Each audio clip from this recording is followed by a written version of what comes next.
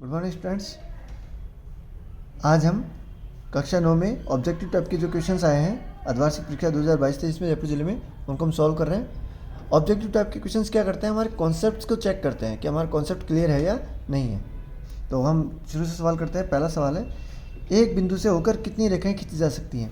एक बिंदु से होकर, देखिए आप, जैसे ये एक बिंदु है, इस बिंदु से होकर 1 2 3 इस तरीके से 4 5 6 इस तरीके से अनंत रेखाएं खींची जा सकती है। इसका आंसर जो हो गया वो हो गया है ए, अनंत। ठीक है। दूसरा प्रश्न है हमारा, 3 दिए गए असंरेखी बिंदुओं से कितने वृत्त खींचे जा सकते हैं। 3 असंरेखी, देखिए मान लीजिए संरेखी हैं, मान लेते हैं हम कि 3 बिंदु संरेखी है, तो हम वृत्त कितना खींच सकते हैं। जैसे मैं एक वृत्त खींच सकता हूँ तो ये बिंदु रह जाएगा, इससे ले इन दोनों की, तो 3 असंरेखी बिंदुओं से, तो 3 संरेखी बिंदुओं से तो कोई भी वृत्त नहीं खींचा जा सकता। लेकिन अगर 3 बिंदु असंरेखी हैं, 3 बिंदु असंरेखी है, तो मान लीजिए 3 बिंदु है, तो अब हम एक वृत्त खींच सकते हैं। हम केवल एक वृत्त खींच सकते हैं जिन तीनों बिंदुओं से होकर गुजरे। इसका जो आंसर हो जाएगा वो हो जाएगा द। इसका हल जो हो जाएगा वो हो जाएगा द 3। ओके। अगला क्वेश्चन हम देख लेते हैं। किसी घटना के घटने की प्रायिकता का न्यूनतम एवं अधिकतम मान कितना होता है। प्रायिकता का, या तो कोई घटना होती है उसको 0% चांस होता है कि वो घटना घटित नहीं होगी, जिसको हम असंभव घटना कहते हैं, और या फिर किसी घटना के 100% चांस होते हैं कि वो काम होगा ही होगा। किसी काम के होने की संभावना को ही हम प्रायिकता कहते हैं। तो 0% संभावना को हम संख्या रूप में लिखे तो 0, और 100% संभावना को हम क्या कह सकते हैं, 1। ठीक है। तो घटना के प्रायिकता का न्यूनतम और अधिकतम मान, तो न्यूनतम मान तो कितना हो गया 0, और अधिकतम मान कितना हो गया 1। यहाँ पर स ऑप्शन में भी 1 और 0 लिखा हुआ है, लेकिन चूंकि ये क्रम पहले न्यूनतम और फिर अधिकतम लिखा है, तो हमें पहले न्यूनतम 0 और अधिकतम 1 वाला जो ऑप्शन है वो हमारा है ए। तो इसका आंसर हो गया है ए।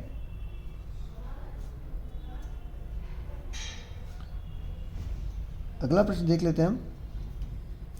2 3 4 5 0 1 3 3 4 3 का माध्यक है। माध्यक ज्ञात करने के लिए हम क्या करते हैं, माध्यक केंद्रीय प्रवृत्ति का माप है। केंद्रीय प्रवृत्ति के 3 माप होते हैं, माध्य, माध्यक और बहुलक। देखिए हर वीडियो में ये छोटी मोटी बातें इसलिए बोली जाती हैं क्योंकि गणित की जो प्रकृति है वो एक सर्पिलाकार प्रकृति है। अवधारणा, जब हम गणित की अवधारणा को समझते हैं ना, तो आपका पूरा कॉन्सेप्ट जब तक क्लियर नहीं होगा तब तक आप टॉपिक को अच्छे से समझ नहीं पाएंगे। तो हम बात चल रही थी माध्यक की। तो सांख्यिकी में किन्हीं आंकड़ों के केंद्रीय प्रवृत्ति के माप को ज्ञात करने के 3 तरीके हैं। पहला है माध्य, दूसरा माध्यक और तीसरा बहुलक। माध्यक कैसे निकालते हैं, अगर डेटा अवर्गीकृत है, सीधा दिया हुआ है, तो आप क्या करते हैं, उसको आरोही क्रम में लिखते हैं। आरोही क्रम में लिखते हैं, इसको देखिए क्या क्या आएगा। आरोही क्रम में लिखने पर 0 1 2 3 है हमारा, 1 2 3 4, 4 बार 3 है तो 4 बार ही लिखना है। फिर 4 2 बार है तो 2 बार लिखना है, और फिर 5। टोटल हो गए 1 2 3 4 5 6 7 8 9 10। माध्यक क्या होता है, बीच वाली वैल्यू का मान ही माध्यक कहलाता है। बीच में कौन वैल्यू आ रही है, बीच में देखिए, क्योंकि ये 10 लोग हैं तो बीच में 2 लोग आएंगे। जैसे ये 4 लोग इधर हो गए और ये 4 लोग इधर रह गए, तो बीच में आ रहा है 3 और 3, तो 2 मान आ रहे हैं। तो जब माध्यक के लिए 2 मान आ जाए तो हम उन दोनों को, बीच वाले दोनों मानों को जोड़कर उनमें 2 का भाग दे देते हैं। तो 3 और 3 6, 6 में 2 का भाग दिया तो 3। तो हमारा हल जो आ गया वो आ गया ब। माध्यक जो आ गया हमारा वह आ गया है ब 3। अगला प्रश्न है, निम्न में से कौन सी परिमेय संख्या है। परिमेय संख्या की डेफिनेशन क्या होती है, वे संख्याएं जिनको p/q के रूप में लिखा जा सकता है, जहाँ p और q जो है वो हमारी इंटीजर्स हैं, वो हमारी इंटीजर्स हैं, मतलब पूर्णांक संख्या हैं, और इंटीजर्स है, और q का मान 0 के बराबर नहीं है। q का मान 0 के बराबर नहीं है। अब देखते हैं भैया, इसने पूछा है परिमेय संख्या, तो पाई तो हम जानते हैं कि p/q रूप में p और q पूर्णांक संख्या होनी चाहिए, तो न तो पाई को हम π/1 लिख सकते हैं, लेकिन q तो पूर्णांक संख्या होगी, लेकिन पाई जो है वो पूर्णांक संख्या नहीं है। तो इसका मतलब पाई तो क्या है, अपरिमेय संख्या है। √36 36 का वर्गमूल होता है 6, तो इसको हम, जो ये 6 है ये हमारी पूर्णांक संख्या है, तो इसका मतलब इसको हम 6/1 के रूप में लिख सकते हैं। तो ये जो है ये हमारा आंसर है। बाकी के ऑप्शंस को भी देख लेते हैं। √21, 21 एक अभाज्य संख्या है। 21 का जो गुणनखंड है वो अभाज्य के रूप में होते हैं 3 × 7, और जब कोई भी संख्या अभाज्य गुणनखंड के रूप में होती है, ठीक है, जिसका वर्गमूल में अभाज्य संख्या आ जाती है, तो वो संख्या जो हो जाती है वो होती है क्या, अपरिमेय। ठीक है, इस तरीके से √50 को हम लिखेंगे तो 25 गुणा 2 और 25 का वर्गमूल होता है 5, 5 √2। 50 को हम लिखेंगे तो ये आएगा 5 √2। √2 फिर अभाज्य संख्या के रूप में है, तो ये भी एक क्या है, अपरिमेय संख्या है। इसने पूछा है परिमेय संख्या कौन सी है, तो हमारा आंसर हो जाएगा ब।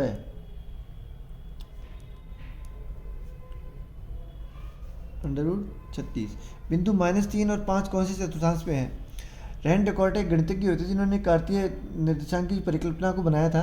उन्होंने कहा कि किसी भी तल को 4 भागों में बांटा जा सकता है। उन्होंने 4 भागों में बांटा और प्रत्येक चतुर्थांश को उन्होंने कुछ इस तरीके से बांटा। मूल बिंदु जहाँ दोनों अक्ष काट रहे हैं उनको उन्होंने मूल बिंदु नाम दिया। मूल बिंदु के दाहिनी तरफ धनात्मक संख्याएं होती हैं, ऊपर की तरफ धनात्मक संख्याएं होती हैं जिसको y-अक्ष कहते हैं, इस तरफ ऋणात्मक संख्याएं होती हैं माइनस की, और यहाँ पर भी y-अक्ष पे नीचे की तरफ भी ऋणात्मक संख्याएं होती हैं। ठीक है, अब उन्हें ये कह रहे हैं -3 और 5। -3 जब बिंदुओं की बात होती है तो पहला मान होता है वो x के निर्देशांक को दिखाता है और दूसरा मान होता है वो y के निर्देशांक को दिखाता है। तो -3 x के निर्देशांक को दिखा रहा है, तो -3 आ गया यहाँ पर। ठीक है, और दूसरा 5 दिखा रहा है y के मान को, y का मान होगा 5 यहाँ पर। तो ये कौन से चतुर्थांश में आ रही है, ये प्रथम चतुर्थांश, ये द्वितीय चतुर्थांश। तो जो हमारा आंसर हो गया है द्वितीय चतुर्थांश, तो ये हमारा हो गया है द्वितीय चतुर्थांश, क्योंकि द्वितीय चतुर्थांश होता है ये प्रथम, ये द्वितीय, ये तृतीय और ये चतुर्थ। तो द्वितीय चतुर्थांश में आ गया है, ये हो गया हमारा हल स, द्वितीय चतुर्थांश। ठीक है, अगला निम्न में से रैखिक बहुपद है। बहुपद किसे कहते हैं, जब वह व्यंजक जिसमें चर की जो घातें हैं वो पूर्ण संख्या हो। ठीक है, मतलब चर की घात ऋणात्मक नहीं हो सकती और 0 नहीं हो सकती, चर की घात 1 2 3 ये होंगी। अब देखते हैं यहाँ पर पहला जो बहुपद है इसमें x की अधिकतम घात 2 है तो ये द्विघाती बहुपद है। यहाँ इस बहुपद में x की अधिकतम घात 2 है तो ये भी द्विघाती बहुपद है। यहाँ पर x की घात 1 है यहाँ पर 2, लेकिन यहाँ पर x की घात 1 है। जब हम इसको ऊपर लेके जाएंगे तो ये माइनस में आ जाएगी, तो ये पूर्ण वर्ग ये बहुपद नहीं बनेगा, क्योंकि जो x की घात है, इसको मैं थोड़ा सॉल्व कर देता हूँ। x प्लस 1/x को मैं लिखूँगा तो x प्लस x की घात -1 बनेगा। ठीक है, यहाँ पे x की घात पूर्ण संख्या नहीं है, इसका मतलब ये पूरा तो बहुपद ही नहीं है। अगला x प्लस 1, यहाँ x की घात कितनी है 1, अधिकतम घात 1 है, तो वो एक घात का व्यंजक कौन सा इसमें है, जो रैखिक बहुपद है उसको हम एक घात के बहुपद को ही हम रैखिक बहुपद कहते हैं। तो इसका हो गया द, इसका आंसर हो गया है द x प्लस 1। रैखिक बहुपद कौन सा हो गया, x प्लस 1। संभाव्य त्रिभुज के प्रत्येक कोण का मान होता है, संभाव्य त्रिभुज किसे कहते हैं, वह त्रिभुज जिसके तीनों भुजाएं समान हो तथा प्रत्येक कोण 60 डिग्री का हो जाता है। क्यों हो जाता है, देखिए त्रिभुज की तीनों भुजाएं समान है, तीनों भुजाएं समान है तो तीनों कोण भी क्या हो जाएंगे, समान। ठीक है, अब तीनों कोण समान है, त्रिभुज के तीनों कोणों का योग 180। चूंकि तीनों कोण समान है इसलिए प्रत्येक कोण कितने डिग्री का हो गया, 60 डिग्री का। तो यहाँ पर संभाव्य त्रिभुज का प्रत्येक कोण कितने डिग्री का हो गया, 60 डिग्री का। ठीक है, तो ये हमारा हल हो गया है 60 डिग्री। निम्न में से संपूरक कोण किसे, संपूरक कोण युग्म है, युग्म का मतलब होता है जोड़ा। संपूरक कोण किसे कहते हैं, संपूरक कोण युग्म का मतलब हुआ वे दो कोण जिनका जोड़ 180 डिग्री हो जाए उसे हम संपूरक कोण कहते हैं। तो हम यहाँ देखते हैं किनका जोड़ 180 हो रहा है, 120 और 60। ऑप्शन ए ही हो गया है इसका, तो सीधा 120 और 60 180 हो रहे हैं, तो इसका हल हो गया है ए 120 डिग्री 60 डिग्री। संभाव्य त्रिभुज जिसकी भुजा ए है का क्षेत्रफल है, संभाव्य त्रिभुज के क्षेत्रफल का सूत्र होता है √3/4 a स्क्वायर, √3/4 a स्क्वायर। तो ये हमारा आंसर हो गया ब √3/4 a स्क्वायर। ठीक है, इस सवाल के लिए आप डिस्क्रिप्शन में देख सकते हैं कि भाई √3/4 a स्क्वायर संभाव्य त्रिभुज का क्षेत्रफल क्यों होता है। चलिए आगे हम देखते हैं नेक्स्ट वीडियो में इन्हीं प्रश्नों के अतिरिक्त उत्तरात्मक प्रश्न। ठीक है, फिर मिलेंगे।